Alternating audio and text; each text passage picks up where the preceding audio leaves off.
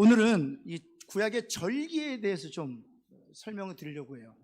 많은 교회 리더들이 구약의 절기와 신약의 절기를 잘 연동시키지 못하는 경우들이 굉장히 많습니다. 그래서 구약의 절기를 신약으로 어떻게 우리가 이해하고 있는가를 오늘 함께 나누고자 합니다. 16장 16절에서 세 절기를 꼭 지키라고 말씀하셨습니다.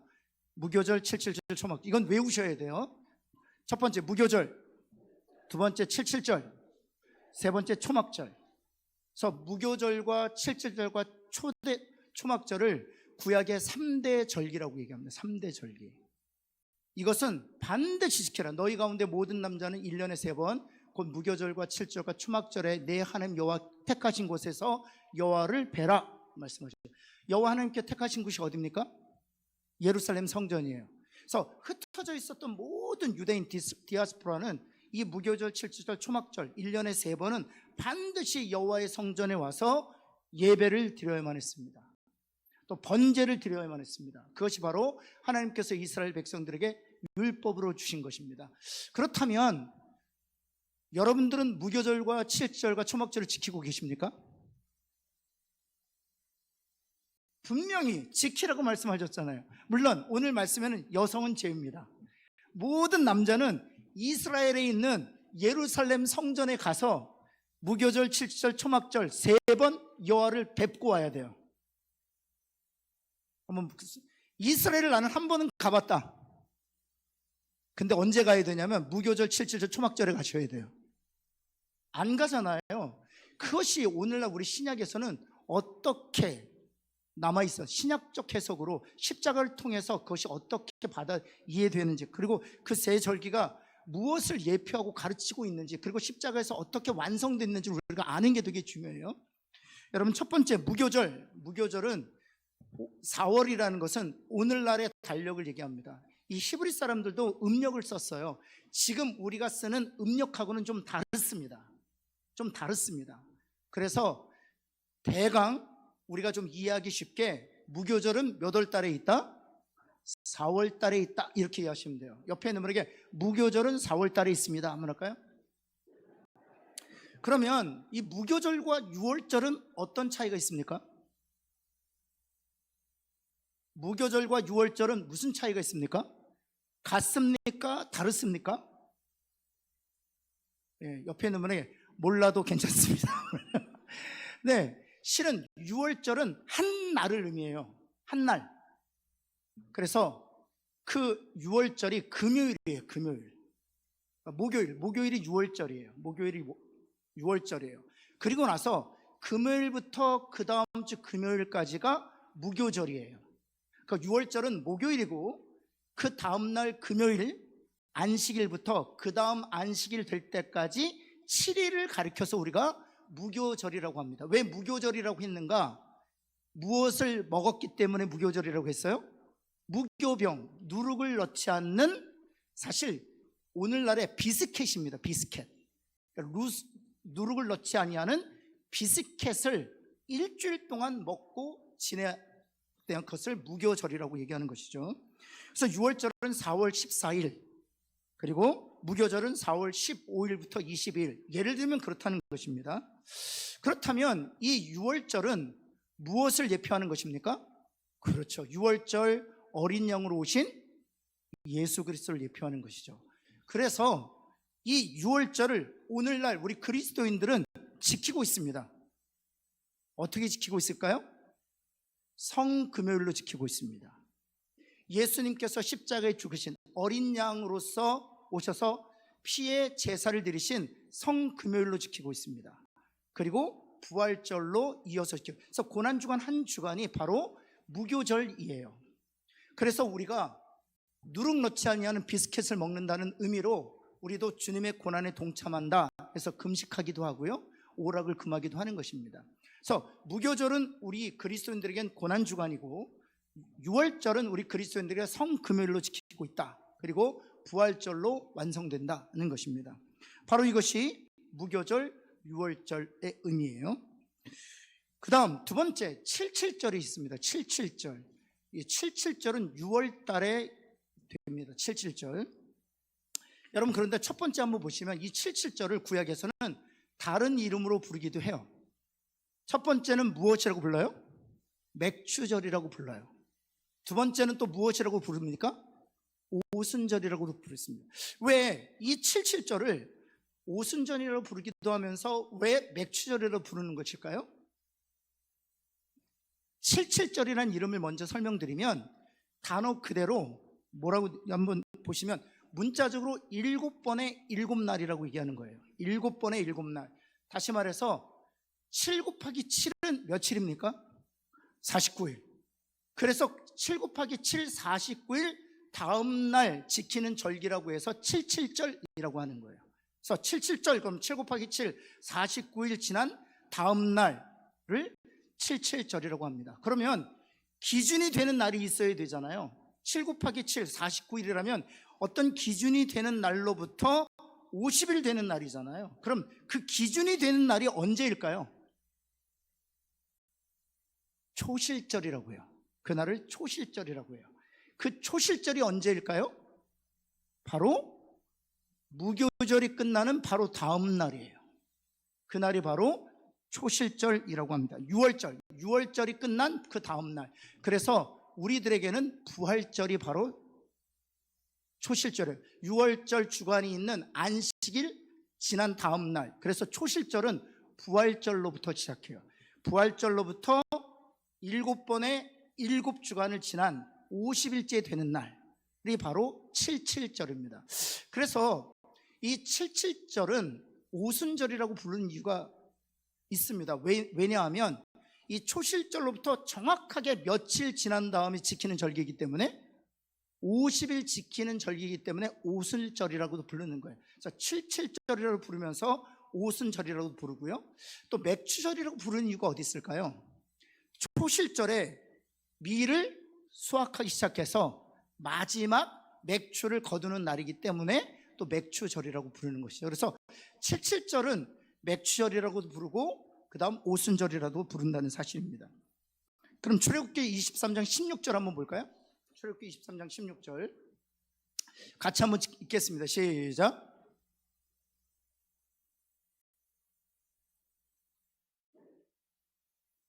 수장절을 지키라. 이는 내가 수고하여 이룬 것을 연말의 밭에서부터 거두어 저장. 이 수장절에 대해서는 다시 제가 말씀드리도록 하겠습니다. 출애굽기 34장 22절 말씀 한번 같이 한번 읽어볼까요? 출애굽기 34장 22절 시작. 초실절을 지키고 새말에는 추수. 그렇죠. 77절 곧 맥추의 초실절을 지키다라고 말씀하고 있는 것이죠. 현대인의 성경은 이렇게 번역하고 있습니다. 한번 같이 읽겠습니다. 시작. 거두어 드릴 때 77절을 지키고 동산물을 거두어 드려 저장하는 연말에는 수장절을 지키라. 그래서 이 맥추절 절기에는 무엇의 수확을 기념하는 절기라고요? 미래의 수확을 기념하는 절기입니다. 동시에 초실절 6월절 지난 다음 안식 후 첫날, 우리로 얘기하면 부활절 날로부터 기준을 해서 일곱 주일이 7번 되는 그 50일째 우리가 오순절, 이 바로 맥추절, 77절을 지킨다는 것입니다. 여러분, 그렇다면 오늘날 이 오순절이나 77절이나 맥추절은 무엇을 의미하는 것일까요? 5번 가기 전에 무엇을 의미하는 것일까요? 이 77절, 그 다음에 오순절, 맥추절은 무엇을 예표하는 것일까요? 성령 강림을 예표하는 거예요. 성령 강림을 예표하는 거예요. 이 부활절 이후로부터 정확하게 50일 되는 날 성령께서 오셔, 이제 본문을 통해서 볼 텐데, 그래서 다섯 번째, 우리가 맥추절을 지키고 있습니다. 그렇죠? 현대교회가 맥추절을 지키고 있죠. 언제 지키고 있나요? 7월 첫째 주에 지키고 있습니다. 그런데 7월 첫째 주에 지키는 맥추절은 구약의 맥추절과는 전혀 상관없다. 옆에 있는 분에게 7월 첫째 주에 지키는 맥추절은 구약의 맥추절과 전혀 상관없다 한번 할까요? 옆에 있는 분에게 가르쳐 주세요. 이거는 리더들이 좀 알고 계셔야 돼요. 리더들이 알고 계셔야 돼요.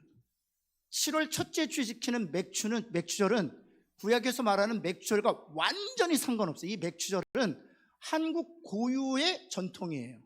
혹시 여러분 11월 우리가 셋째 주에 지키는 추수감사절 우리 성경에 있나요? 없죠. 이건 미국의 전통에서 온 것입니다. 우리 한국 고유의 전통에서 온 것 중에 하나가 7월 첫째 주에 지키는 맥주절이에요. 그래서 성경에서 말하는, 구약 성경에서 말하는 부활절로부터 초실절로부터 해서 정확하게 50일 되는 날은 바로 오순절, 칠칠절, 맥주절이라고 얘기하지만 이것은 무엇을 예표하느냐? 성령께서 오셔서 처음 익은 열매를 맺으시는 것들을 예표하는 것입니다. 성령 강림주일로 우리가 지키고 있지요. 그것이 바로 오순절, 그 다음 칠칠절, 맥주절의 참된 의미입니다. 여러분, 그래서 6번을 가보시면 칠칠절, 맥주절, 오순절은 성령 강림을 예표한다. 그래서 사도행전 2장 1절 한번 같이 한번 읽어볼까요? 같이 한번 읽겠습니다. 시작. 다 같이 한 곳에 모였더니, 그렇죠, 어떤 날이 임했을 때?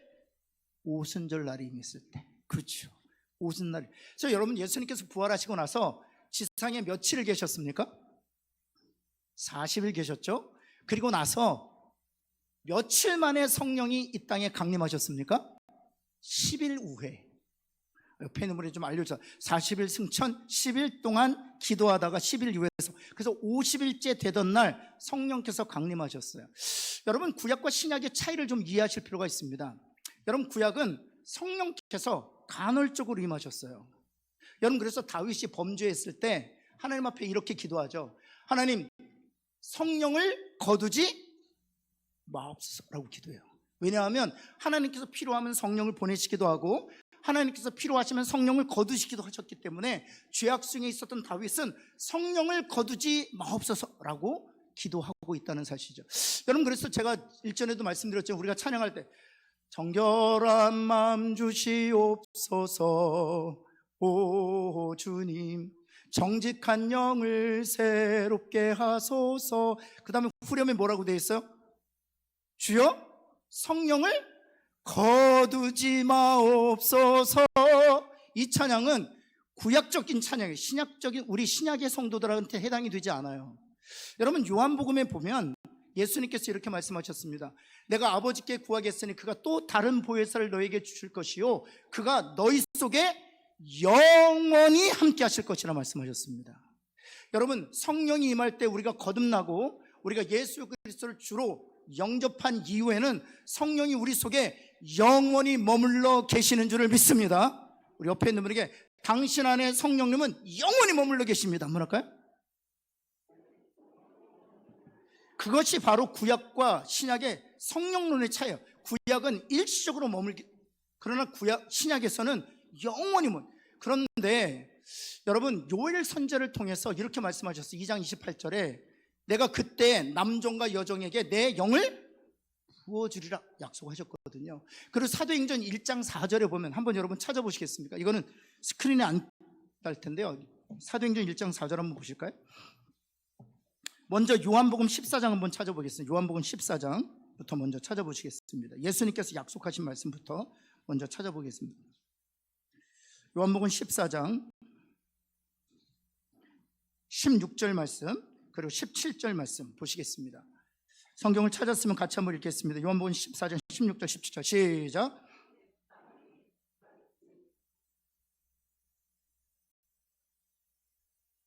그렇죠. 그가 또 너희에게 다른 보혜사를 주사 영원토록 너희와 함께 있게 하시겠다 말씀하셨습니다. 그 보혜사에 대해서 17절에 다시 설명하고 있는 것이죠. 같이 읽겠습니다. 시작. 이는 그를 못하고 알지도 못하니라. 그러나 너희는 그를 아나니 그는 너희와 함께 거하시며 또 너희 속에 성령이 어디에 계신다고요? 우리 속에. 한번 옆에 있는 분에 당신 안에 계십니다. 뭐랄까요?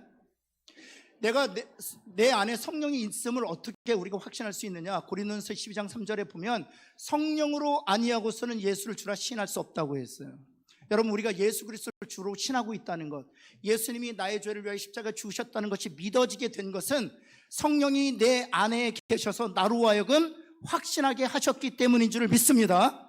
그래서 예수 그리스도를 주로 고백하고 있다는 것은 성령이 내 안에 계시는 것이요 그 성령은 영원히 내 안에 계신다는 것입니다. 이것이 바로 주님께서 약속하신 것인데요. 사도행전 1장 4절로 한번 가볼까요? 사도행전 1장 4절 한번 찾아보시겠습니다. 같이 한번 읽겠습니다. 사도행전 1장 4절 같이 읽습니다. 시작. 사도와 함께 모이사 그들에게 분부하여 이르시되 예루살렘을 떠나지 말고 내게서 들은 바 아버지께서 약속하신 것을 기다리라. 내게서 들은 바 아버지의 약속하신 것을 기다리라. 무엇을 기다리라는 것입니까? 그래서 8절에 말씀하시는 거예요. 8절에 내게서 들은 바, 요한복음 14장 16절 17절에서 들은 바 아버지의 약속하신 것, 요엘 선지자를 통해서 약속하신 것을 기다리는. 그리고 나서 8절에 그 아버지께서 약속하셨고 주님이 다시 한번 컨펌하셨던 성령에 대해서 말하는 거예요. 8절 같이 한번 읽겠습니다. 시작. 오직 성령이 너희에게 임하시면 너희가 권능을 받고 예루살렘과 온 유대와 사마리아 땅끝까지 이르러 내 증인이 되리라 하신 것이죠. 그리고 나서 여러분 마가의 다락방에 몇 명이 모였어요? 120명이 모였습니다. 14절 15절 말씀 볼까요? 주님의 말씀 따라서 예루살렘을 떠나지 아니하고 마가의 다락방에 120명이 모여서 한 일이 있습니다. 14절 같이 한번 읽겠습니다. 시작. 예수의 아우들과 더불어 마음을 같이하여 오로지, 그리고 나서 15절 모인 무리의 수가 약 120명이나 되더라 했던 것이죠. 그리고 나서 2장 1절 한번 보실까요? 아까 보았지만 성경을 통해서 확인하시겠습니다. 그렇게 120명이 마가의 다락방에 모여서 기도했을 때 어느 날이 이르렀다는 것입니까?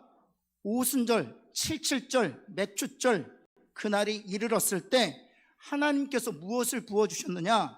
요엘 선지자를 통해서 약속하셨던, 그리고 예수님께서 컨펌하셨던 성령이 그들 안에 임했다는 거예요. 이것은 반복적인 사건이 아니라 이례적인 사건이에요. 한번 따라해볼까요? 사도행전 2장 사건은 반복적인 사건이 아니라 일회적인 사건입니다. 단회적인 사건이에요. 성령이 이 땅에 강림하셔서 이 땅에서 복음 전파의 사역을 실제적으로 하시는 사실입니다. 예수님께서 초림하신 것도 단회적인 사건인 것처럼 성령께서 강림하신 것도 단회적인 사건.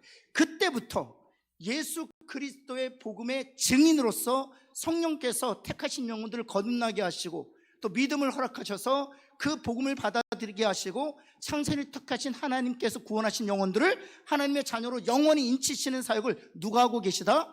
성령이 하고 계시다. 예배 가운데 성령이 역사하시고 성령 인도하시고 기도와 찬양 가운데 성령이 임재하셔서 그 예배를 예배되게 하시는 분이 누구시다? 바로 성령 하나님이시다. 여러분, 그래서 이 오순절 날을 가르쳐서 바로 성령 강림절이라고 얘기하는 것입니다. 여러분, 그래서 로마서 8장 23절에 왜 성령님이 오순절 날에 임하셨느냐를 이렇게 설명하고 있죠. 같이 한번 읽겠습니다. 시작. 그뿐 아니라 또한 우리 곧 성령의 처음 익은 열매를 받은 우리까지도 속으로 탄식하여 양자 될 것 곧 우리 몸의 속량을 기다려. 여기에 보면 성령께서 하신 일에 대해서 기록되어 있어요. 성령의 처음 익은 열매, 좀 풀어서 설명드리면 성령께서 맺게 하시는 열매가 있다는 겁니다. 성령께서 맺게 하시는 열매가 있다는 것입니다. 이것이 무엇입니까? 그렇죠, 요한복음 3장에서 말하고 있는 성령의 거듭나게 하시는 역사예요. 성령께서 하나님의 백성들을 알고게 되게 하신다. 구원받는 하나님의 백성으로 인치신다. 이것이 바로 성령께서 맺으시는 열매예요. 그래서 주님이 부활하시고 나서 50일 되었을 때 바로 맥주절, 열매로 하나님 앞에 올려드리는 것이 있다면 바로 성령께서 구원하셔서 하나님의 백성들과 하나님의 자녀들을 삼으시는 그 열매들을 의미하는 것이죠. 여러분, 그래서 오순절과 맥주절과 칠칠절은 다 누구를 예표한다? 성령께서 이 땅에 오셔서 맺으시는 열매를 예표한다는 것입니다. 여러분, 마지막 세 번째 초막절입니다. 초막절, 여러분 10월 달에 이루어지고 있어요. 10월 달에 이루어지고 있습니다. 출애굽기 34장 22절 우리가 읽었는데 다시 한번 읽겠습니다. 같이 한번 읽습니다. 시작. 77절 곧 맥추의 초실절을 지키고 그 다음에 새 말에는 수장절을 지키라. 이 새 말이라는 것이 무슨 뜻입니까? 연말에는 그런 뜻이에요. 그래서 수장절을 지키라. 이 수장절이 바로 초막절입니다. 초막절. 여러분, 그래서 현대인의 성경을 보시면, 다시 한번 보시면, 너희는 미래 첫 수확을 거두어 드릴 때 칠칠절을 지키고 오순절, 맥주절을 의미하는 것이죠. 그것은 성령 강림, 성령께서 맺으시는 열매를 예표하는 것이고요. 농산물을 거두어 드려 연말에는 수장절을 지키라. 이 연말은 바로 초막절을 의미합니다. 이 초막절에는 이스라엘 백성들이 세 가지를 했어요. 초막절에는 세 가지를 했어요. 1번 한번 볼까요? 같이 한번 읽어볼까요? 이 세 가지를 꼭 기억하셔야 돼요. 첫 번째, 시작. 물 깃고 따르기. 이걸 했어요. 물 깃고 따르기. 두 번째는요, 등 밝히기. 세 번째는요, 예수님 시대에도 이 세 가지는 꼭 했어요. 초막절에는 물 깃고 따르기, 두 번째는 등 밝히기, 세 번째는 초막. 이스라엘 백성들에게 이 세 가지를 했었던 이유는 초막절은 출애굽 40년을 기념하기 위한 절기였거든요. 그래서 물 깃고 따르기는 무엇을 기념하기 위한 것이에요? 르비딤이에요. 르비딤에서 생수의 강을 열어주셨던 그 하나님의 놀라운 영광을 기념하기 위해서 물을 깃고 따랐습니다. 두 번째, 등 밝히기. 촛불을 들었어요. 밤마다 횃불을 들었어요. 그것은 율법을 주신, 세상을 비추시는 말씀을 주신 그 하나님의 영광을 기념하기 위해서 등을 들었어요. 장막은 무엇입니까? 우리가 잘 아는 것처럼 출애굽 40년 동안 장막을 짓고 살았기 때문에 장막을 지었죠. 근데 이 각각이 사실 예수님 사역에서 나타나요. 먼저 물 깃고 따르기 한번 볼까요? 물 깃고 따르기. 이것과 관련해서 요한복음 7장이 그 배경, 물 깃고 따르기가 요한복음 7장의 배경을 이루고 있는데요. 요한복음 7장 2절 한번 볼까요? 유대인의 명절인 무엇이 가까웠다? 초막절이 가까웠다는 거예요. 초막절이 가까웠는데, 그럼 초막절이 가까웠으면 첫 번째 무엇을 합니까? 물 깃고 따르기. 물 깃고 따르기. 그럼 제가 여러분에게 묻겠습니다. 일전에 제가 말씀드린 적이 있는데, 그 예루살렘 성전에는 두 개의 연못이 있습니다. 첫 번째는 무슨 연못? 베데스다 연못. 38년 된 중풍병자가 예수님에 의해서 치료받았던 베데스다 연못이 있습니다. 두 번째 연못은요, 실로암이라는 연못이 있었습니다. 그렇다면 이 물 깃고 따르기 할 때는 베데스다 연못의 물을 길어서 따랐을까요? 아니면 실로암에 있는 물을 길어서 따랐을까요? 실로암에서 물을 따랐습니다. 그리고 물을 길어서 부었다는 거죠, 따르기. 그렇다면 실로암에서 물을 길어서 어디다 부었을까요? 예루살렘 성전에 부었습니다. 여러분, 이것을 할 때에 예수님께서 이렇게 말씀하신 거예요. 요한복음 7장 37절. 우리 한번 같이 한번 읽겠습니다. 시작. 여기서 명절 끝날은 어느 절기의 끝날이라고 말씀하는 거예요? 초막절의 끝날. 초막절의 끝날, 사람들이 실로암에서 물동이로 가지고 물을 퍼서 낑낑대면서 예루살렘 성전에 붓고 있는 그 광경을 목격하시면서 주님이 말씀하시는 거예요. 예수께서 서서 외쳐 이르시되, 다 같이 읽겠습니다. 시작. 누구든지 목마르거든 내게로 와서 마시라. 그리고 나서 38절 이렇게 말씀하시죠. 시작. 나를 믿는 자는 성경의 이름과 같이 그 배에서 생수의 강이 흘러나오리니 이는 그를 믿는 자들이 받을. 실로암은 누구를 예표하는 것입니까? 바로 예수 그리스도죠. 예수 그리스도로부터 생수의 강이 부어질 때 그 생수의 강은 예수님께서 누구라고 말씀하시는 거예요? 성령 하나님. 그래서 요한복음 4장에 보면 사마리아 여인을 만나죠. 사마리아 여인에게 내가 나를 알았다면 내가 너에게 내 속에서 영생하도록 솟아나는 샘물을 얻었을 터인데 라고 하죠. 생수를 말씀하시지 않습니까? 거기서 말하는 생수는 누구를 가르치는 것입니까? 바로 예수를 믿는 자들이 받을 성령을 가르쳐 하시는 말씀이다는 것입니다. 여러분, 등발치기를 한번 볼까요? 말씀, 율법을 주신 것 때문에 그 말씀으로 온 세상이 비추어졌다는 것입니다. 횃불을 들고 있을 때 주님께서 하신 말씀이 있어요. 무엇이라고 말씀하시느냐? 여러분, 왜 등불을 밝혔느냐? 이런 의미입니다. 시편 119편 105절 말씀 볼까요? 같이 한번 읽겠습니다. 시작. 그래서 초막절에 광야에서 주님이 주신 그 말씀 때문에 등불을 들었던 거예요. 그런데 그 빛과 등불을 들었을 때 주님께서 하신 말씀이 있습니다. 요한복음 8장 12절 말씀이에요. 다 초막절에서 이루어진 사건이에요. 같이 한번 읽겠습니다. 시작. 나는 세상의 빛이니 나를 따르는 자는 어둠에 다니지 아니하고 생명의 빛을. 그렇죠. 말씀이 누구세요? 예수 그리스도시죠. 그리고 예수 그리스도가 유대인들이 등불을 들었던 그 빛과 세상을 받추는 등으로 오셨다는 것을 주님이 말씀하고 계시다는 것입니다. 그래서 초막절에 행했던 바로 이 두 가지, 초막절에 행했던 이 두 가지, 물 깊고 따르기는 무엇을 예표한다고요? 누구든지 예수를 믿기만 하면 받게 될 성령을 가르쳐 말씀하시는 것이요, 또 등불을 드는 것은 말씀으로 오신 예수님을 우리가 받아들일 때 우리가 어둠에 다니지 않고 빛에 거할 수 있다고 말씀하시는 것이죠. 그렇다면 마지막, 이 퀴즈예요.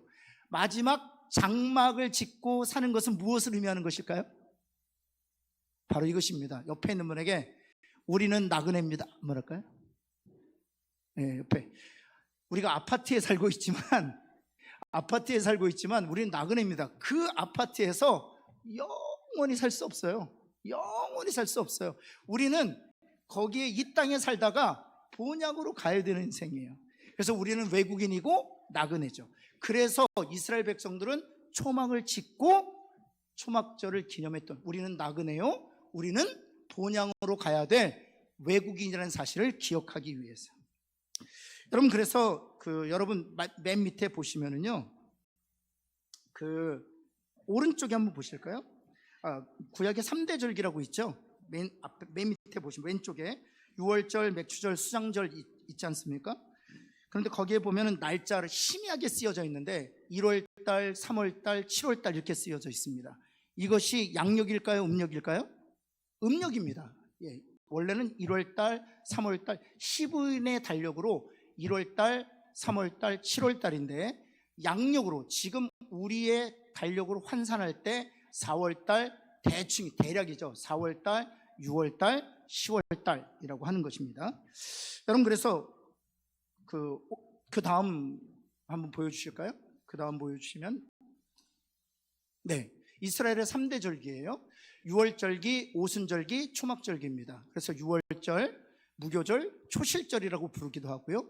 오순절기는 바로 이 초실절로부터 50일 되는 날 오순절이라고 부르기도 하고, 맥추절, 칠칠절이라고 부르기도 하는 것이죠. 그 다음에 초막절기는 바로 연말에 10월 달에 이루어지는 것이죠. 네. 그래서 바로 그 다음 한번 볼까요? 그 다음 보시면, 사실은 이것만 가지고 있으면 히브리인의 절기를 다 이해할 수가 있어요. 여러분 보시면 거기 무교절, 6월절과 무교절이 있습니다. 그렇죠? 유대인의 달력으로는 1월달, 니산월이 1월달인데 우리 양력으로 따지면 대략 어느 달에 이 6월절이 되어집니까? 4월달이에요. 근데 올해만 좀 유독히 부활절을 몇 월달에 우리가 지켰어요? 3월달에 지켰어요. 그래서 부활절이 3월달 되기도 하고 또 4월달로 가기도 하고, 그런 이유는 바로 이 절기가 히브리인의 음력에 의해서 결정되기 때문에 3월달 가기도 하고 4월달. 근데 대략 우리 부활절은 바로 4월달에 지킨 것이죠. 그 다음 보시면 초실절이 6월절 다음에 지켜서 그 다음 쭉 가시면 오순절이 있죠. 오순절. 그래서 오순절 50일째 되는 날은 대충 한 6월달쯤에 들어오게 돼요. 그래서 이 날을 우리가 성령 강림주일이라고 하고요. 더 쭉 가면은요, 보면 초막절이 있죠. 초막절은 우리 양력으로 따지면 몇 월 달에 있어요? 10월달 정도에 있습니다. 10월달 정도에 있습니다. 여러분, 이와 같이 3대 절기가 우리 그리스도의 십자가에 의해서 이해되어진다는 것을 우리가 좀 이해하고, 이제 무교절이 되면, 부활절이 되면 이때쯤 6월절이고 무교절이구나. 그리고 성령 강림주일이 되면 이때가 오순절이고 칠칠절이고 맥추절이구나. 그리고 이제 초실절이 되면, 초막절이 되면 그때는 거의 얼추 어디와 비슷하냐면 우리의 추석하고 거의 맞습니다.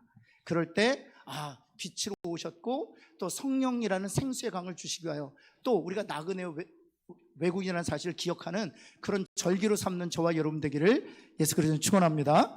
기도하겠습니다. 하나님, 그렇습니다. 하나님, 구약의 3대 절기가 하나님 십자가를 관통하면서 우리에게 어떻게 적용되는지 다시 한번 깨닫게 되었습니다.